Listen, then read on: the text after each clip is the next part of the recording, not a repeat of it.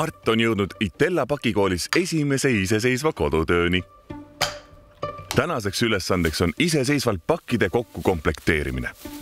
Loomulikult tahab Mart saata paki maale vanaemale.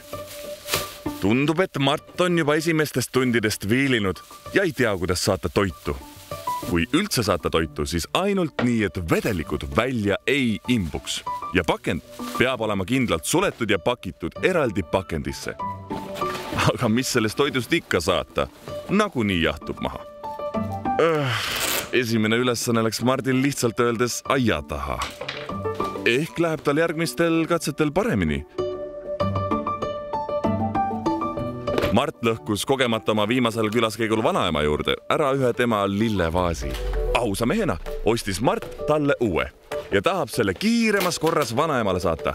Mart on aga optimistlik mees ja ta arvab, et lillevaas mahub sellesse kasti. Kuid ei mahu. Jah, sa võid ju seda kasti teibiga lappida, kuid kergesti purunevaid asju tuleks pakkida kindlasti hoolikamalt. Näiteks mähkida ajalehte või mullikilesse.